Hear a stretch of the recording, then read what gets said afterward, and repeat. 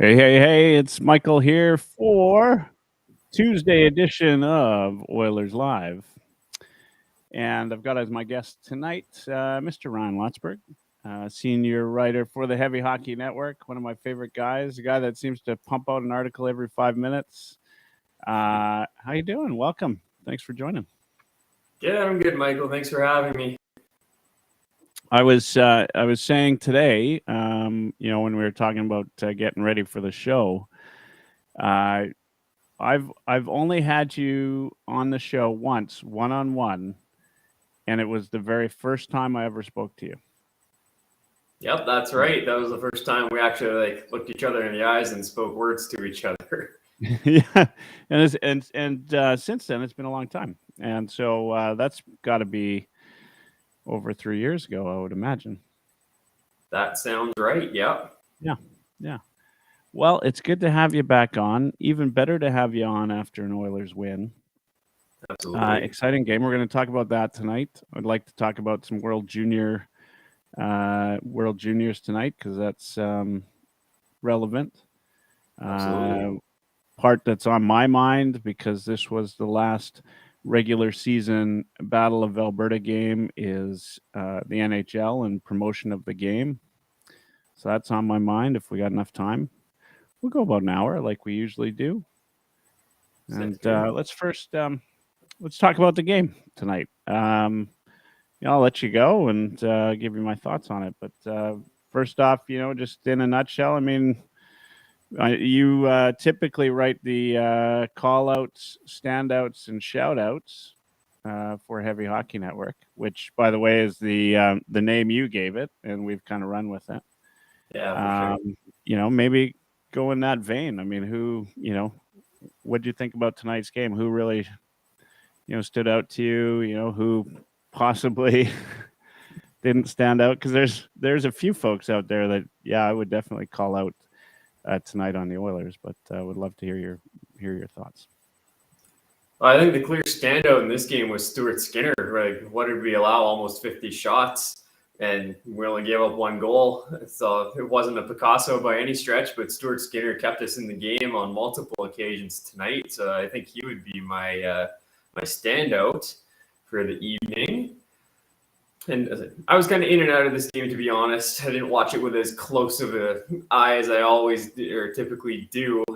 But, obviously McDavid deserves a shout-out for the 16-game point-scoring streak. And Hyman was dangerous and his usual workman-like self, which was good to see. And the big thing for me, though, was no glaring defensive errors that resulted in horrible goals against. Yeah, we didn't shoot ourselves in the foot tonight. Comment. Yeah, that's an interesting comment, and the only reason I would say it's interesting is I thought we actually had tons of glaring defensive zone mistakes. But you started off with Stuart Skinner. Stuart Skinner really bailed the Oilers out tonight. I'm getting, I commented at the end of the game. When you look at Stuart Skinner's numbers, and this is to quote Reed Wilkins on Twitter, Stuart Skinner in 3 appearances against the Flames this season, 117 saves on 120 shots for a .975 save percentage, which is absolutely unreal. That's ridiculous. And so I said, I'd be happier if the Oilers maybe had a dominating performance tonight, but I didn't really think they did. And there's not been many opportunities for us to say, a goalie has stolen a game for us. And I really felt tonight was one of those opportunities. Now, on the flip side to that, I am getting a couple of comments back to say, well, Markstrom made some great saves too. I don't disagree with that, but, all in all, I thought, the play was dominated by the Flames. I think they're a high shot attempt team, so I wouldn't put a ton of stock in the what did they get? How many shots did they do tonight? 45, 46, somewhere around there. Last I saw it was 47 with a few minutes left. Okay. So high 30s. Yeah. So, I mean, I wouldn't say a lot of those are high danger, but certainly Skinner made some unbelievable saves. And the one that did get by him, it's fun to watch a guy that is putting all his effort into getting in front of that puck. You know, and he didn't miss by much. But he's on. He's feeling it. It's good. Love to watch. I love to watch a good goalie play a game, and I love the fact that we had a goalie steal one for us for a change. I've Yeah. always said the difference between the top teams and the teams in the middle quite often is, you know, how many games were stolen by their goalie, right? You know, the Flames of all teams understand that when they had Kiprasov and that. You know, there were times where they got dominated some of those years, and they ended up putting up a lot of points in the standings because they had a goalie that would bail them out, you know, at least 10% of the time. Yeah, And that's totally fair. I don't know, you know, I don't know if we can expect this from Skinner, but I would say we couldn't. I didn't expect this at all from Skinner. I didn't expect this level of performance. Like, I expected him to be solid when called upon this year, but I was not expecting this. This is kind of reminding me of last year with the Bruins when they just signed Linus Ullmark to that big free agent deal. And then Jeremy Swayman ended up coming in and being the guy last year. And then they still went on to do good things. Like, I've seen a little bit of that from Skinner and the Oilers this year. Yeah, and absolutely right. What impresses me most about Skinner, and I'll be one of the first to admit that I am not not a goalie guy. Like I, you know, it's you know the common phrase is goalies are voodoo. I totally agree with that, and you know I don't fully understand them. But what I see from Skinner right now is exactly what I saw from Talbot in 2017, right? Which is just positionally so sound that tonight was maybe a bit of an exception. I thought tonight he made some, you know, absolutely brilliant saves. But for the most part, I've kind of felt like watching Skinner is not, you're not watching a guy that's making these unbelievable saves. Well, at least not, it doesn't look that way, but positionally he's so good, right? Yeah. And you know, I see. Thanks, Neil and Josh are tuning in. One of the things, you know, Josh says Flames had a lot of shots and a good number of chances, but none he was afraid of. And to me, that's the kind of game Stuart Skinner steals for you. Is he's so positionally sound that you could put, you know, unless if you're going to get those high danger chances, this is exactly the kind of game that works well for him. And I just love watching him play. These are the games that you need to win, right? Like you need to for all sorts of reasons, but they're the ones that you know I think make up a team that's at the you know at least at the top of the standings. To the ones that are on the bottom are ones where a guy like Skinner comes in and gives you a show once in a while. And thankful, I'd still love to see Campbell get back on the horse, but Yeah, we but need that's Campbell a to get story back for on the another horse. day. Yeah. Yeah, I think Kelly Rudy was talking about how someone close to the Oilers organization said that Skinner was a little tired before the break. And, well, it makes sense. I would expect him to be tired after all the starts. Like, he's never had a workload quite like he's gotten right now in the NHL. Yeah, it's and you know I've said it before. I continue to say it maybe every episode. Is I always thought you know if Skinner's getting more starts, then something's gone terribly wrong, and that's where we're at. I know Josh is tuning in. And that's he's from that Tough Call Pod. For those of you tuning in, you know he's been a proponent of getting Campbell some time in between the net. And so have I. You know, but hey, look, you know, if Skinner puts on a performance like tonight, it gets harder and harder to argue that you need to get Campbell up and moving. You know, he's got all the time in the world right now. I think Woodcroft understands how valuable points are right now. He understands where we are in the standings. Like that win against the Flames puts us back into a wild card spot. We just leapfrogged them.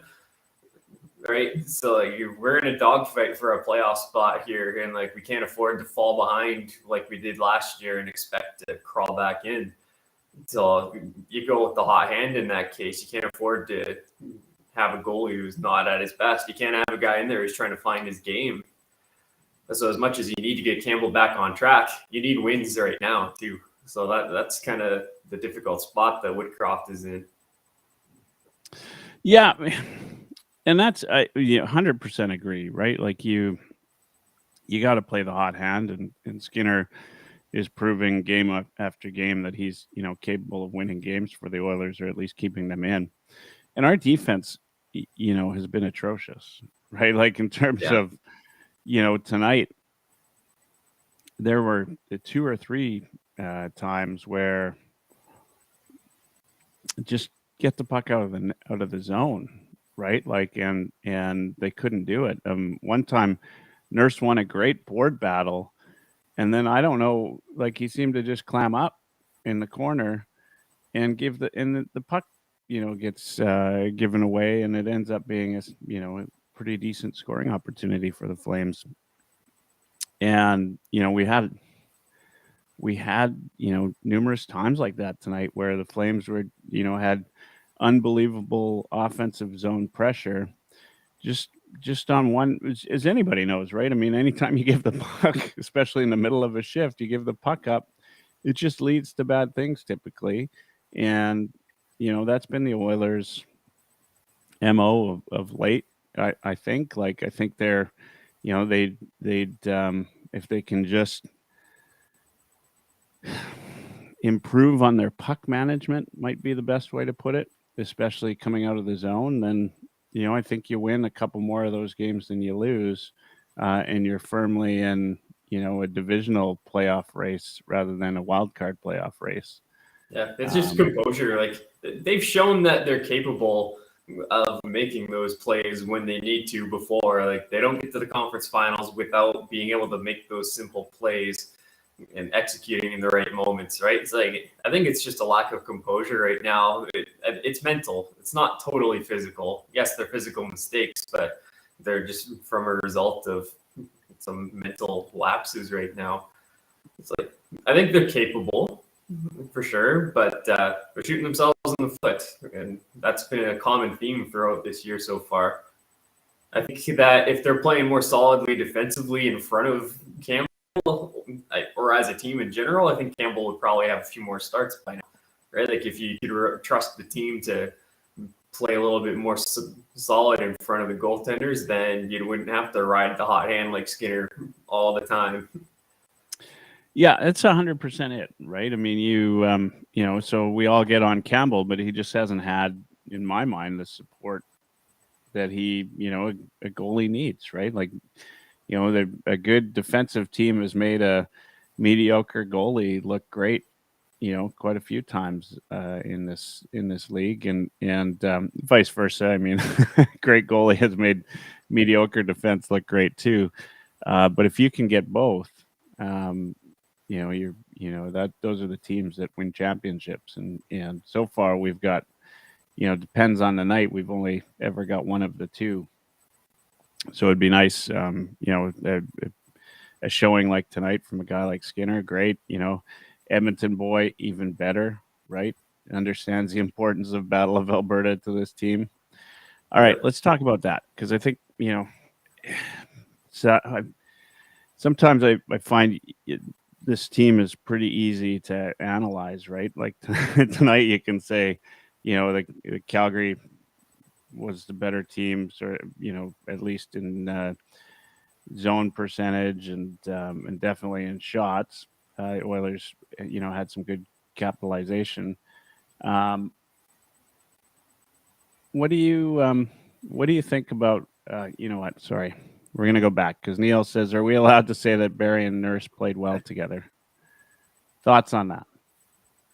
I mean, yeah, everyone's entitled to their opinion. Of course, you're allowed to say that. I thought I didn't notice anything atrocious from Nurse. Obviously, it wasn't a perfect game, and I think Barry's been solid all year long. Like I think he's been one of the best, if not our best defenseman all year long. So yeah, you're absolutely allowed to say that, Neil. Yeah, it's interesting. We'll talk a little bit about this before we move on. What I want to move to, though, is what I was talking about before, which is the NHL scheduling, promoting the league, some of those things. But I keep Darnell Nurse tonight in a very heated and important Battle of Alberta game. Was, I believe, down again in minutes. Well, he'll play about 25 to 27 minutes on some nights, which I think is overplayed. He was down to 24 tonight in all situations. And I think that's been the case a little bit of late. And I joked in the group chat because everything I talked about last week is what Woodcroft has sort of taken and worked with. But I did say, and I'm not going to take credit for it, obviously. I did in the group chat. but I did say, it didn't take a lot of analysis to make those points, right? That Nurse needed fewer minutes to be better at what he does. That you needed to split up McDavid, Draisaitl, and I've been screaming to split up Nuge as well for a while. Of course, having McLeod back in the lineup helps tremendously. But Nuge is, he's since it's been 2-3 games now that he's had his own line. I think he's been outstanding, right? Like he's which I think we all knew he could lead a line. This just proves it to me. It's been noticeable. In fact, there's been stretches of the game where Nuge's line is the best one, right? Like they've not just from an offensive standpoint, but just keeping the puck in the zone, keeping it out of our zone, all of those things where, Nuge is running that line. Yeah. So, it's good to see. I think Nurse, when he's playing fewer minutes, is, he can play with anybody. He's athletic enough to do it. I just think he makes smarter plays when he's not dog tired, right? I think that's everybody. Yeah. That's everybody. Yeah. I mean, Nurse is an incredible athlete. He is. But, why do we want Darnell Nurse in the gym training as hard as he does? Is it so he can play 27 minutes a night, or is it so that when he plays a normal amount of ice time, he can be more explosive, be the faster guy, make better reads? I go for the second option rather than the first. I was looking into it tonight. Before tonight's game, Nurse is averaging 23.58 a night in all situations. Cody Cece's second on the team at 20.59. So there's a 3-minute gap there. And then got Barry and at even strength, Kulak and Barry are next up behind Nurse and Cece. So they're acting as your de facto second pairing, which is good. They've been solid. Goal differential of 13-9 together, which is fantastic. If anything, I think they should be getting a little bit more of those minutes that Darnell is getting fed extra. But it's the bottom pairing with Bouchard specifically. Bouchard is at a 37.5% goals for percentage, which is not good, obviously. Way down from where he was at last year in the low 50s. And not just that, way down from where you'd expect him to be. 100%. I don't think it's really representative of his play this year. Yes, it's not. He's not been lighting it up 100%, but his expected goals for is 53.88%. And the other factor is his PDO is only 943. So I think a little bit of it is a little bit of unluckiness. Some of it is mistakes that he's made, and I'll be hard on him for those mistakes, and I'm sure he would be just as hard on himself. But PDO is a real thing. Expected goals for is a real thing too. All of his other stats, his shot metrics are all positive. So there's a lot of good things happening with Bouchard. Just the goals for thing isn't really happening.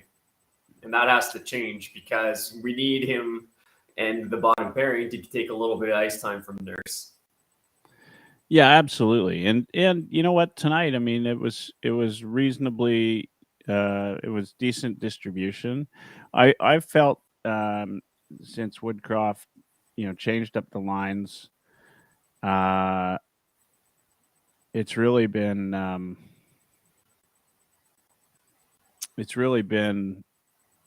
like a little bit more even across the board, right? Like you don't have those guys on the bottom end, mind you. I mean, when you think about just from an injury perspective, you had you were playing Shore quite often, right? And so you knew he was going to be in that 6-minute mark. You might have had Malone, right? Guys that you don't trust to play, a ton of minutes. Where the low one on the totem pole tonight was Dylan Holloway at 8:49 in all situations. Yeah. And and then from there, like everybody else said, 10 plus. And I think that's that's perfect. That's exactly how the Oilers get success going forward. But they have to do it in such a way that you're playing an evenly distributed attack that especially playing against a team like Calgary, who I think systematically is just a superior team to a lot of teams in the league, right? Like Sutter has a system, and the team plays that way. And so when you come in with a team like Edmonton and you put Draisaitl and McDavid on the same line, he can plan for that, and he can plan to try to shut them down, right? Obviously, it's not been easy for the Flames of late. Yeah. They But try. but they can try, and they can plan for that, and I think that the evening those lines out going forward. I'm just glad we didn't see them back on the nuclear option after the Vancouver loss, which Yeah, for sure. I had my The fears. reality of it is everything works in ebbs and flows, right? So before they went to the nuclear option, having them split was working. Then it didn't work for a little bit. Yeah. Then they put the nuclear option together, and it worked. And then it stopped working for a little while, and now we've switched it again, and it's working.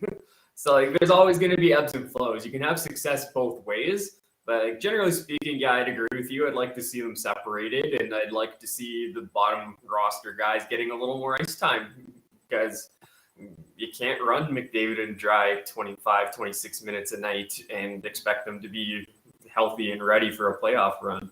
You just can't.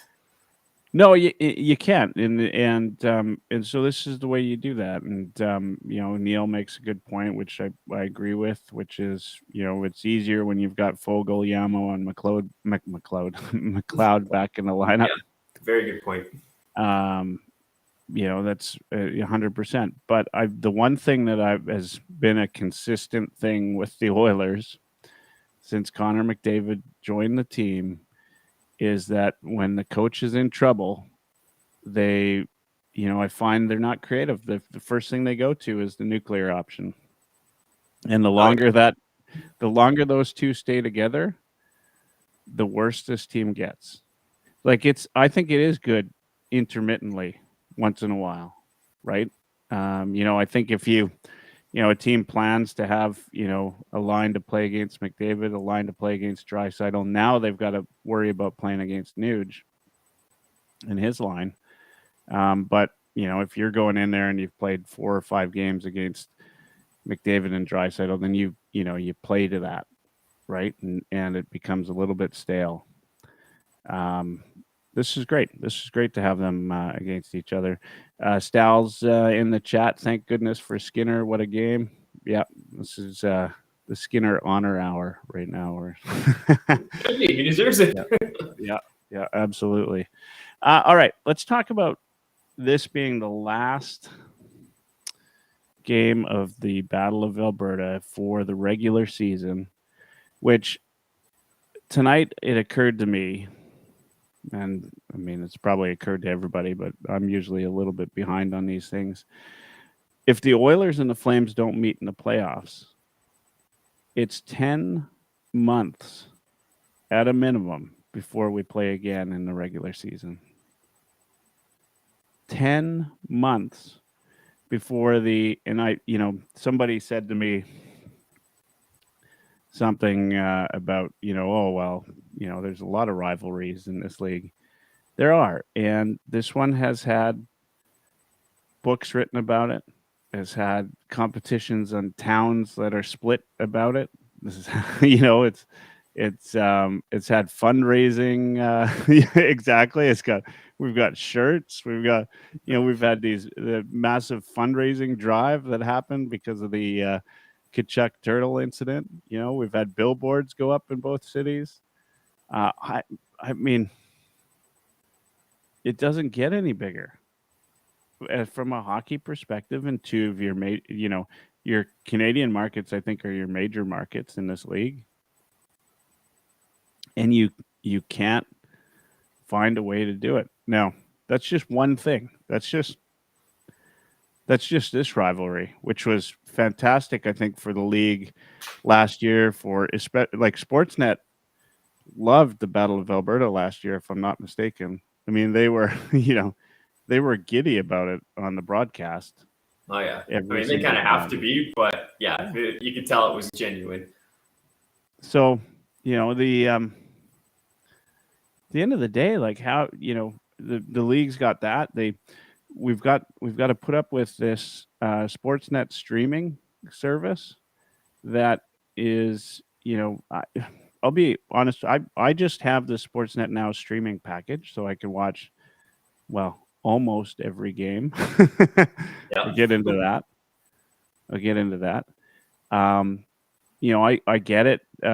And sometimes, I've got my own hockey games. I've got things to do. I can't watch a game live. I like to go home and watch a game once in a while, and I go to, hit watch from the beginning. It's happened to me at least a half dozen times where it starts, either at the live mark if the game's still on, or somewhere in the middle, and gives me the score completely. Just spent my whole night telling everybody I know, don't tell me the score. I'm gonna, I get home and 2 seconds into.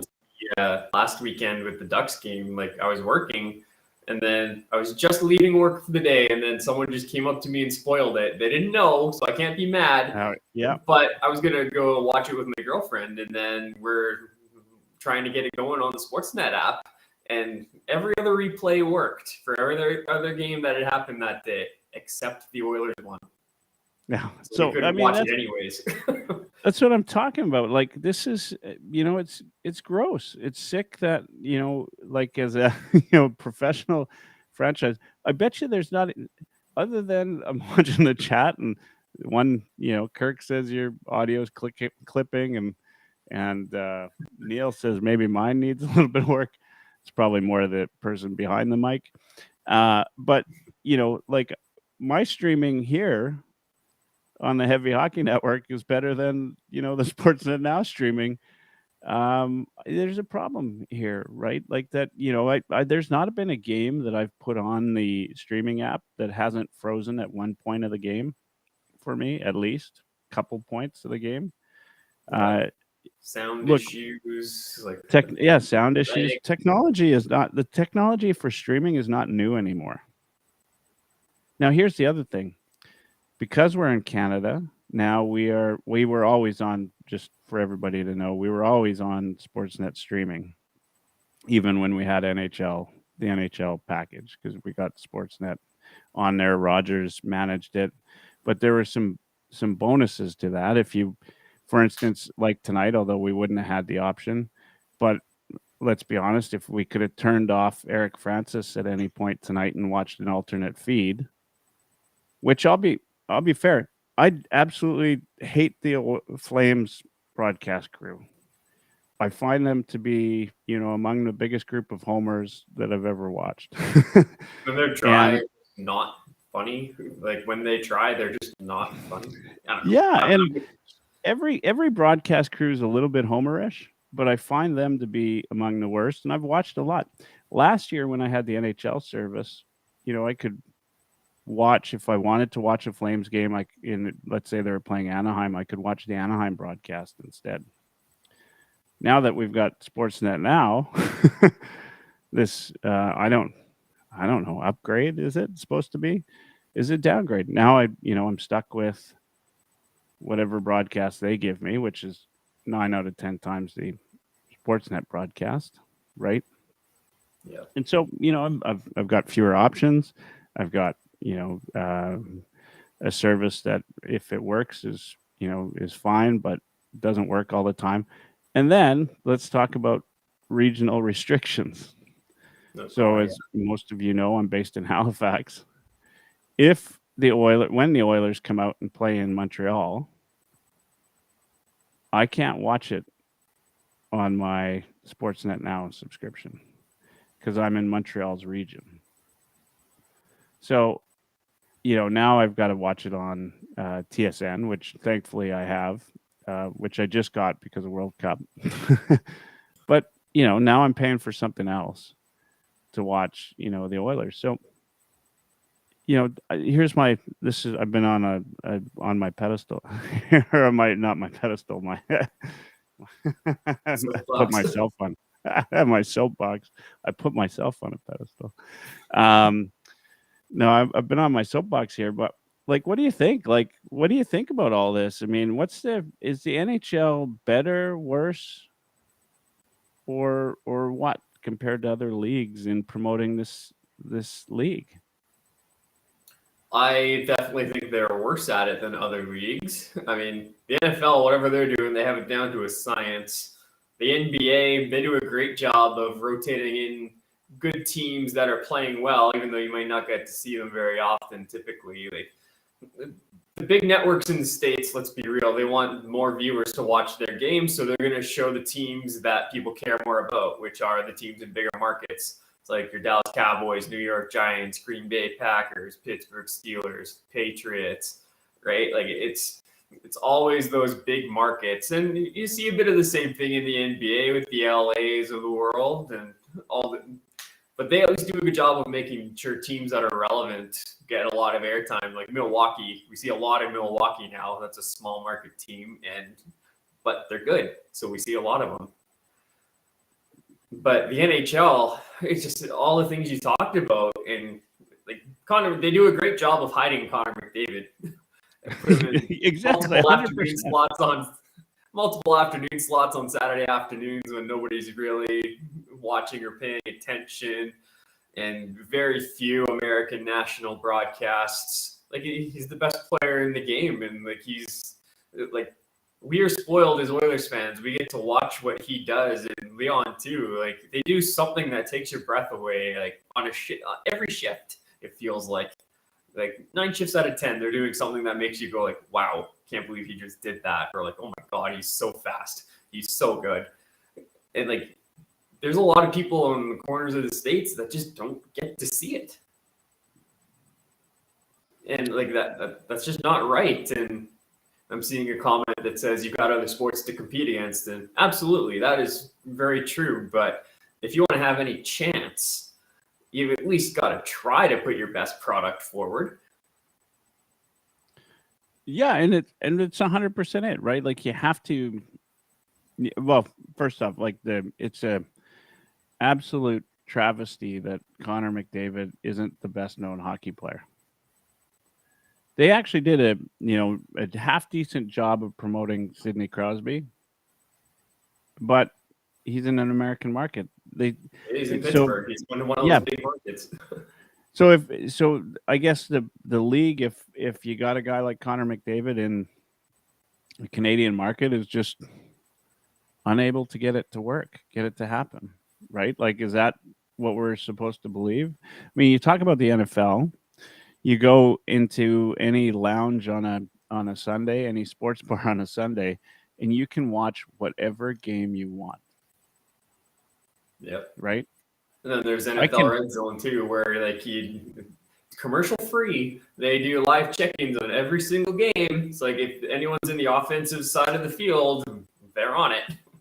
Yeah, 100%. And I can tell you that there have been so many times in my life that I couldn't even tell you how many, where I've walked into the game and said, "Hey, can you get the Oilers game on?" Outside of Edmonton, of course. Yeah, if you're in Edmonton, that's not a problem. But the answer has been no. So many times. No, sorry, we don't. Either A, we don't subscribe to that channel, right? Or B, it's regional blackout or whatever. It's or some other absolutely beer ridiculous. on that more people care about in the bar. Yeah, but you should be able to, as you said. I mean, if it's Connor McDavid, if it's Austin Matthews because he's American, if it's any of these players, they should be seen and viewed as often as possible. That's what grows the game, right? 100%. Like you keep if when you as the moment that you restrict people from watching your game is the moment you've lost sight of what the real driver of your sport is. 100%. Right. People And down, so, especially in the States, if you're trying to get new audience members, they don't care about the Edmonton Oilers. They care about they care about the highlights. What's your product, right? You got to put the product in front of them. So if you're showing an Oilers game in the States, you got to show Connor McDavid highlights and pump the shit out of Connor. yeah. Like, if I see a big highlight pack and I'm seeing him, then I'm like, okay, I get to watch him do his thing. I'm in. It's crazy, right? Like yeah. Anyway, I mean, everybody, you can go out to heavyhockey.com. Josh at Tough Call Pod was gracious enough to put up a article today, about the NHL and if it's done enough to promote the game, and he even added in a couple of points that I hadn't even considered. Not like that's that tough to do, but one thing he brought up is every game starts at exactly the same time, and I know I've had this problem too. Not just that, but it seems like you go channel flipping during commercials, and you just get other commercials. Like everything happens at identical times in the league. It's, I don't know what to tell you, but like it just there's got to be a better way, and like stagger them by 5 minutes, and so that you can, flip in the intermission if you want to listen to Eric Francis. Then, I don't know why, but yeah, then go for it. But if you don't, and maybe you want to watch some hockey because that's what you're there for, then you should be able to go. But right now, the way it sits is all the games start at pretty much the same time. And if you flip during an intermission, you get another intermission. So, Calgary and Edmonton, which I love, I always watch as many Calgary games as I do Oilers games. Well, not as many, but I try to watch Calgary as often as possible. And if they're both on at the same time, that means at the intermission, I've got my choice of Eric Francis or Mark Spector. Who do I want to listen to? But I don't have the choice of which hockey game do I get to watch. And then, that brings me up to another point is, it's time to get a lot of respect for guys that have, honed their craft in this league. And those guys can persist because they will, and they've done a good job and they've earned the right to continue doing what they're doing. But the league also needs to start promoting some new media. I hate to say it because I'm not in the younger generation anymore myself, but promote some younger media into the mix and get them writing about the league. And I think they can do it. I think the league can have some sway when they talk to these organizations about who they allow credentials to. They can make suggestions. They can help with that. They can do in any business that I've ever been a part of. There's always vendors, and there's end users, and then there's in between folks, and they all kind of work together to create a product at some point. And it just seems the NHL just doesn't want to do that. Anyway, check out does the NHL do enough to promote the game? And that's on heavyhockey.com. That's from our guy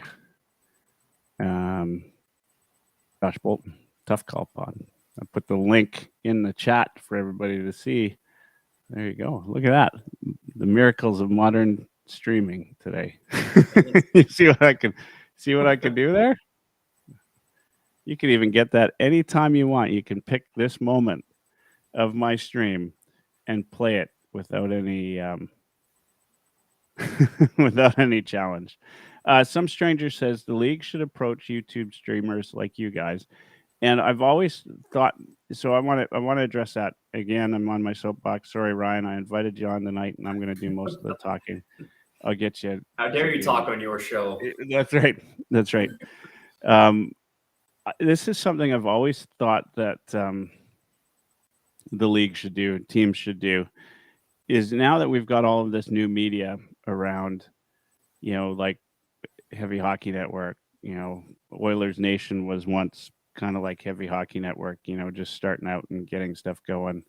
All the guys that are doing all this Oilers content, there's tons of it, and it's all great. Like, Soups on Hockey. That's TJ Soups. That's his name. Yeah. Anyway, there's a lot of good guys. They're writing articles. They're doing all sorts of good stuff, and it's not like in no way right. Like Heavy Hockey is just one of a bunch of great sites that are doing good Oilers content. Why not? Reach out to that media, right, and work on it and get them, help them promote the game, right, and new audiences and new everything. And that's just something that's fallen short. I think their perspective can be summarized with how they've handled the digital ads. Like, you read anything about it online, and it's about how terrible the digital ads are, and then they're asked about it, and Bettman says, "Oh, all of our research says that people love the digital ads." I call bullshit. You couldn't be. You know what? That's 100%. Thank you for that. Yeah, you're 100% right. That's the truth. That's exactly how we could look at it. They just seem to not be in the same world as us. Yeah, I don't know what world they live in. It must be nice. Yeah. I don't. It must be. All right, let's. We're 42 minutes in, and we haven't even talked about World Juniors. So I am in Halifax. I have tickets to every game at the World Juniors. I'm taking in, a few games already. Wasn't there tonight watching the Oilers game. Be there tomorrow night watching Canada versus Germany. We're going to see Milic and net, sounds like, right? I think so, yeah. Saw that today. Yeah. Your thoughts first off on the first game against Czechia? Yeah, I'm going to give Czechia a lot of credit. I watched that team. I believe they returned 19 guys. Is that what they said on the broadcast? Or 19 guys from the August team? It's like I took in a lot of games at the Edmonton World Juniors this summer, and I watched Czechia beat the States live in the quarterfinals, and they did a lot of things well. They're a big team that skates well, and they got a great goaltender. So a little surprised to see them beat the States, but shouldn't have been too surprised to see them upset somebody in this tournament. However, I'm a little surprised it was this Canadian team, because this Canadian team on paper looks fantastic. We didn't see it last night. Yeah, I mean, I tell you, I thought, it was clear at the game that the team was far more skilled than Czechia was. Like from 100%, more skilled, I think is a fair statement. Yeah, it's obvious. Like, it's not even close. Now I've watched Czechia, I've watched Latvia, I've watched Finland, and this Team Canada team is just an unbelievable level of skill. There were glaring errors in the play, and then of course the big turning point is the 5-minute major and the match. I think that's just where it got on the pan for us. I don't know. I have trouble calling it a turning point. Like, the Czechs were very good, and we didn't do we got some good chances, but like ultimately not enough to bury. We only scored 2 goals, right? Like, Yeah, regardless of I mean, if they score on the major or not, they did enough to win. yeah, it's true. I mean, they they did what they needed to win the game, and they capitalized on the 5-minute power play when they had to. Goaltending for Canada needed to be better. I think that's an understatement. Yes. Yeah. I think maybe having Germany come right after is a good thing. Get that confidence back. Hopefully, like they gave Sweden a run for their money today. I saw it was 1-0 for Sweden after Sweden beat Latvia 11-0. It's like Germany's clearly not exactly a pushover. Yeah, it's funny because I don't even think they have any drafted players on their team. I'd have to look, but I'm pretty sure that the Germans are pretty. They're definitely an underdog. Not everybody's going to kill Austria. Yeah. Obviously, you hope that the Canadians can go in against Germany tomorrow night and do something amazing, and get their confidence back. Obviously, playing Austria, the second night is great, and then Sweden will be the difference in, I think, whether this team. Obviously, the Sweden game is the most important of the three, although all three being equally important. But if you don't come in and play well against Sweden, then that's it for the tournament. Yeah, right? And it depends on how Sweden and Czechia go too when they play each other. I don't know when that game happens. That's another big game in this tournament or in this group. Yeah. So one positive is if now the tiebreaker, is it completely goal differential? I believe so. Yeah. And so obviously Czechia beat Austria 6-0. Sweden beat them 11-0. It's got to be Canada. Yeah. Canada may need to absolutely make Austria wish they'd never picked up a hockey stick in order to make sure. And right? Sometimes it sucks to see games like that. You feel bad for in Austria, but like when they have tiebreaker as a differential, and especially in Canada's position where they need to score 12, right? Like, yeah, that's going to be a tough one for Austria for sure. So your thought on this, Neil brought it up, and I'm glad he did because I disagree with you, Neil, on this. But Canada needs to practice Michigan's and toe drags. Sorry, the chat has slowly become about Dash. What's your thought on that? I mean, here's my take, and I'll let you respond. I don't think that Canada was trying to be too fancy at all. I think you do a Michigan much like you do a wraparound. If you can get it, you get it. I wish I had an ounce of that skill that I could pick the puck up at that speed. I can pick the puck up, once in a while in warm up. and goes around you standing still. Yeah, when I'm standing still, and I'm thinking freshly waxed stick. Exactly.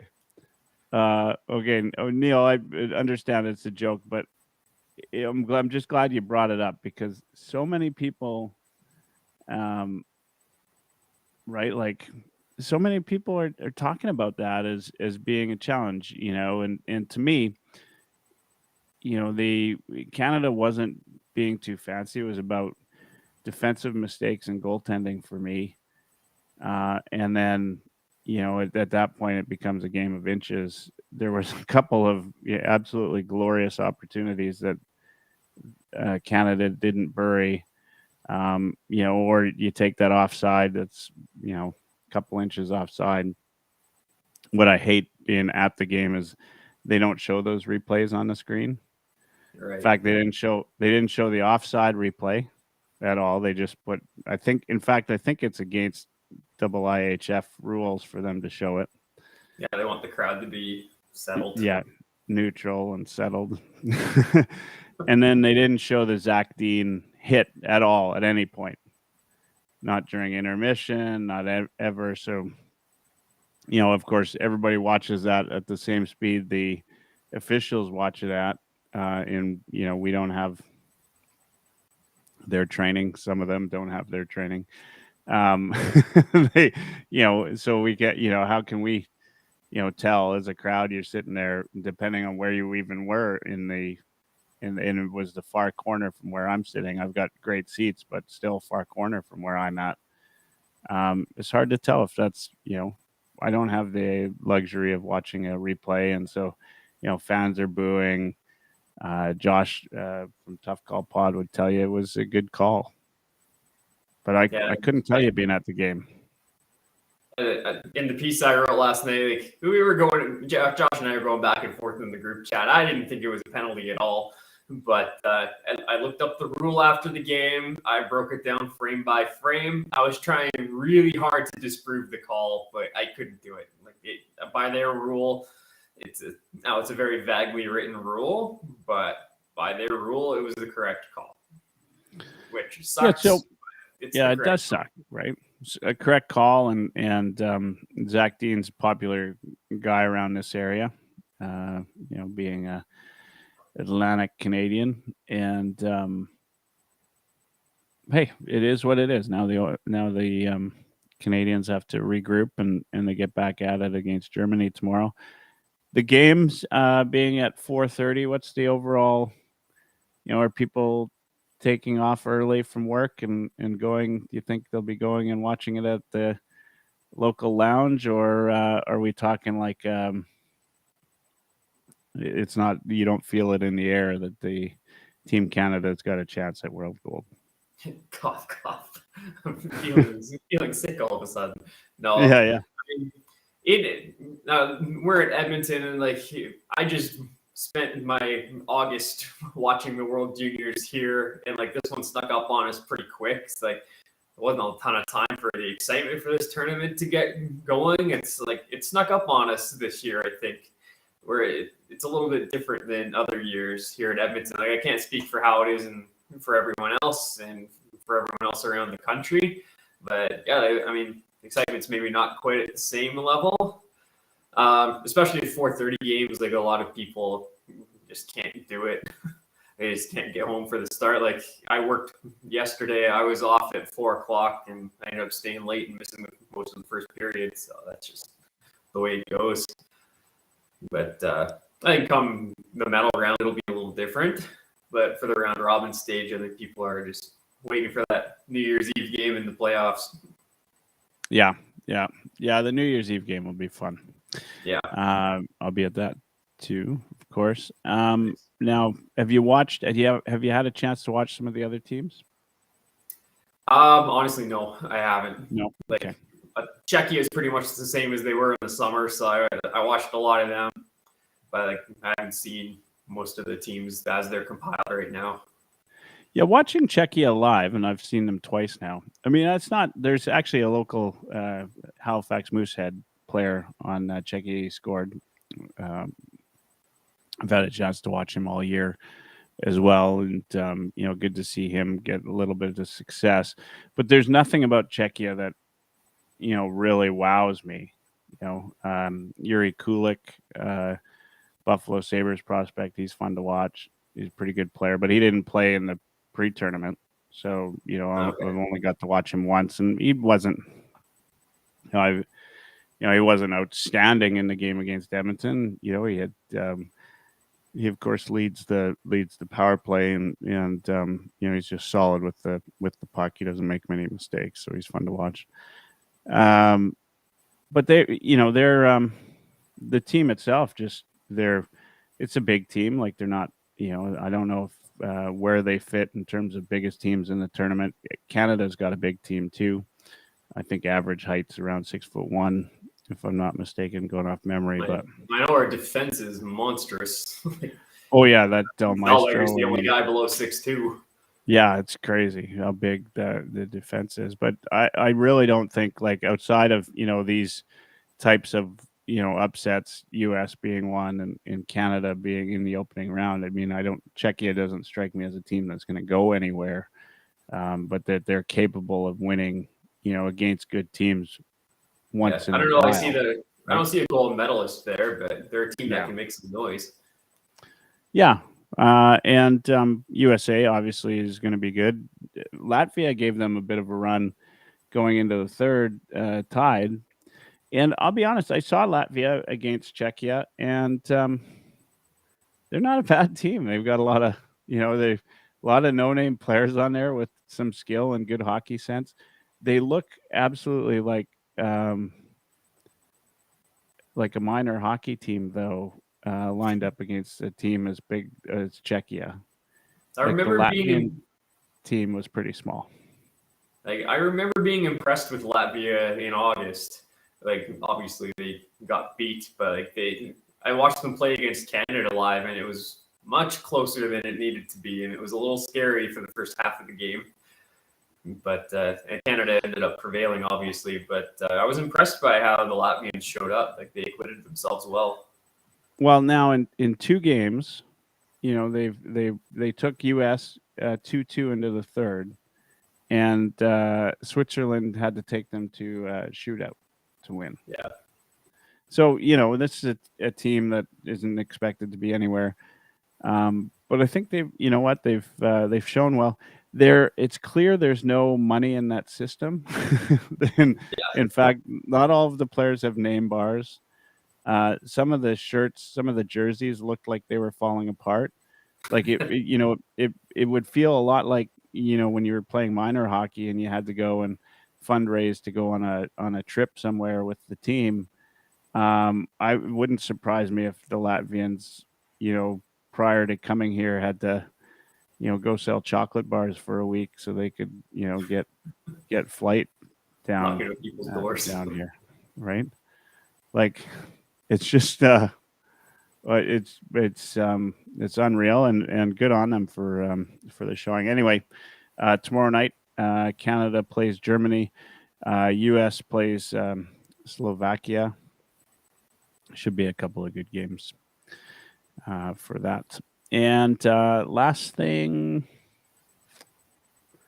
the Oilers, they are up again on Thursday, right? So is that the next one? And playing Seattle, the Kraken, Friday. Sorry. And they're playing Seattle. What would you do in this case? The chat's turned to Dash again. Neil, come on, quit. What would you do in this case with Seattle and Edmonton? Are you running the hot hand with Skinner again, or are you putting Campbell in?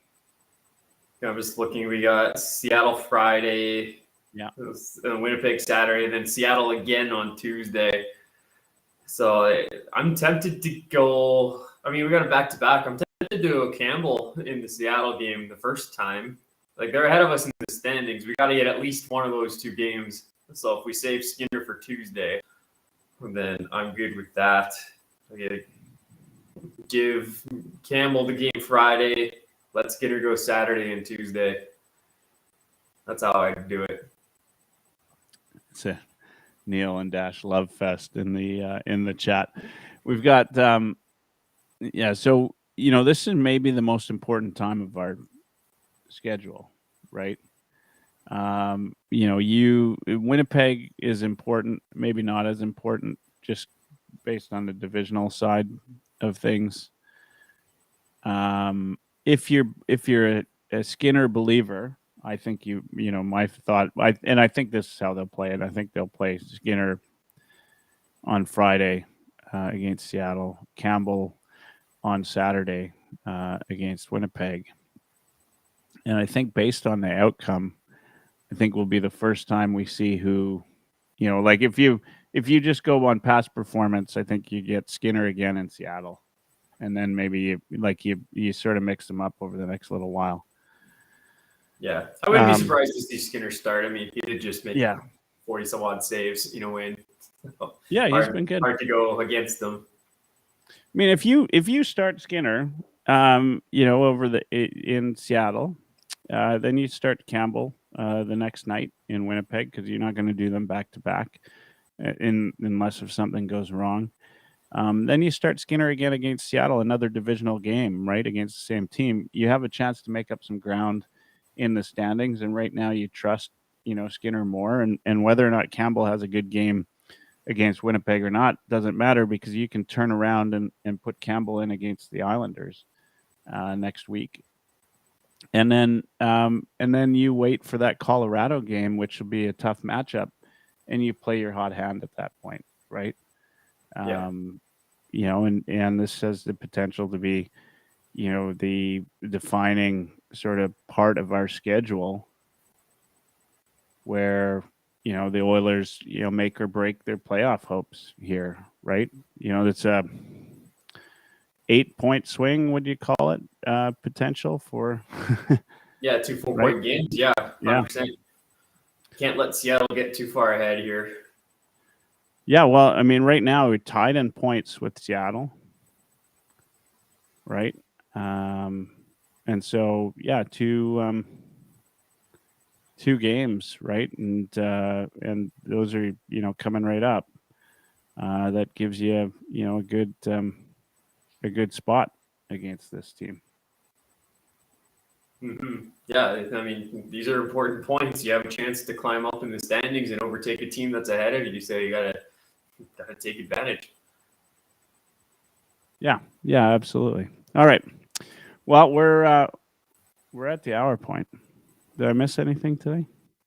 Just Neil and Dash, and they do we want to flip the script here and get these two on? And Yeah, I'll let them, they're having a good show over there, so I'll let them take the reins. That's right. Yeah. No, you know what? Thanks, Ryan, for joining. That's I'm glad to have you join after an Oilers win. As everybody knows, a chance Oilers to get to wear this shirt, and especially after an Oilers win over the Flames is always fun. Yeah, I mean, it's great, right? Like, I'm happy to. I actually went and watched the game. We would have started a little bit earlier, but my neighbor's a Flames fan, and so I watched the game with him. Okay. It's good. Once in a while, I think it's fun to watch with somebody, and you try to look at everything a little bit more objectively, right? Especially when you're watching, right? You don't want to be an asshole. Maybe some people do. I mean, but at the same time, right? Like, it is nice to have a game like that where you can say, "Hey, my goalie stole one," and that's great. I also thought, by the way, in this, get into that, but Nurse got away with one hell of an interference there. Oh yeah, he did. At the end, I mean, there were, that wasn't the only missed call. Obviously, Flames got away with some missed calls, not according maybe to the Flames broadcast crew, but the Oilers definitely, if you're watching the Flames broadcast, definitely got away with lots. I think Kelly Rudy was trying to struggle to find, like, he was realizing that, well, let's not just talk about the Flames. Let's right. At one point, he said something along the lines of, like, oh yeah, well, and yeah. Anyway, it's just awful. But Nurse really got away with that. I'm gonna, as I always do, I'm gonna give you the last word. I'll say my thing, and then I'll pass it off to you. As it works, when you say good night, that's when we shut it down tonight.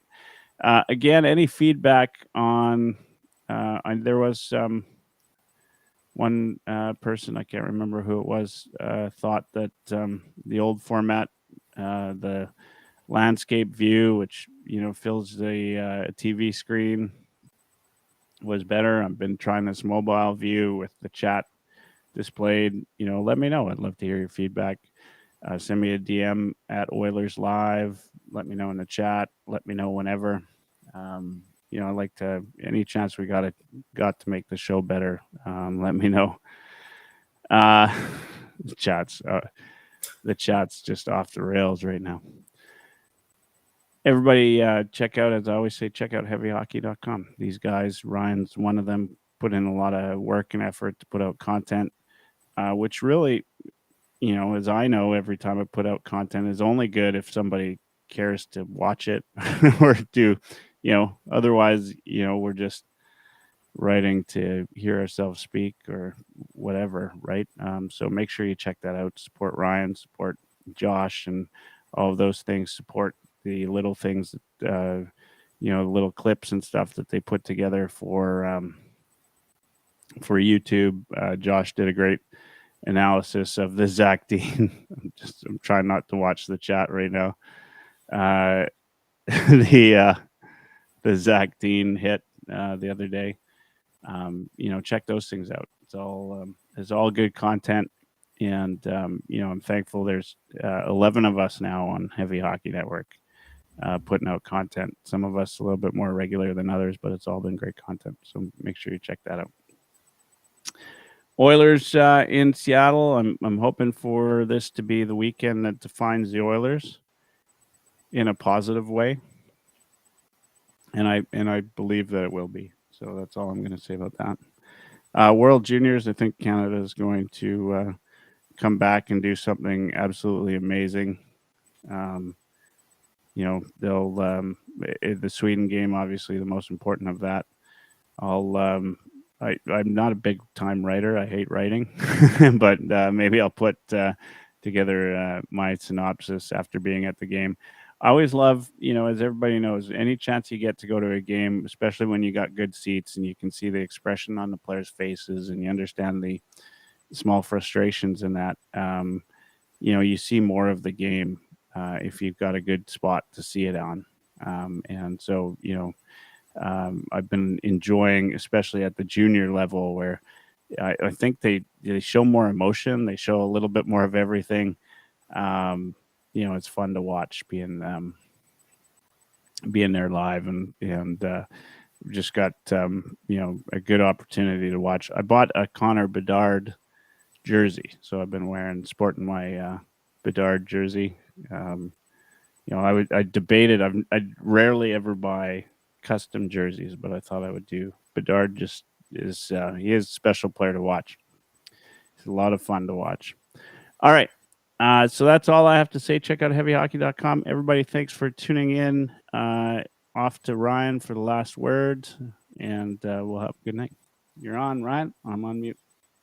All right. I'm going to start with Team Canada and the World Juniors. I'll touch on the toe drag Michigan thing really quick. I applaud guys who do it. We had absolutely no problem with it when Kent Johnson scored against Czechia last summer during the round robin tournament. Canada won the game 5-1, I believe, if I recall correctly, and we celebrated that goal. Last night, we had a couple of attempts that were failed in the first period. The roof would have caved in Halifax had Bedard put his in, and I'm sure if the other had gone in as well, again, the roof would have came in on the place. But they missed. We lost the game, so now suddenly they're being selfish. They're being arrogant. They're trying too hard. I'm not buying it. It's a creative way to score. It's an effective way to score if you can pull it off, and those guys have shown that they can. So I'm all for it. No problems there. So last night I put out a tweet about our goaltender, Benjamin Gaudreau, and I posed the question. I looked up their stats before the tournament, and I was quite surprised to see that Gaudreau got the start because his save percentage is .868 and his goals against average is 3.67, I believe. It's like, those aren't spectacular numbers. Those aren't even good numbers. Those are terrible numbers. I know he's on a poor OHL team, but those are bad numbers. I don't care what league you're in. And then we've got Thomas Milic, who's at, I believe he's a .915 save percentage and a goals against average in the twos on a team that just went to the WHL finals and is doing quite well this year in the dub. And they cut a goaltender, William Rousseau, who's got a .919 and a very 2.06 goals against average in the queue. So I just posed the question. I was very curious as to why Gaudreau, with those numbers, made the team and got the start on Boxing Day over Milic and a guy like Rousseau. And I learned that Gaudreau had played very well for Canada in the U18s in 2021. And I looked it up. He had very good numbers in that tournament. But these numbers that he's putting up in the OHL right now are his career best numbers.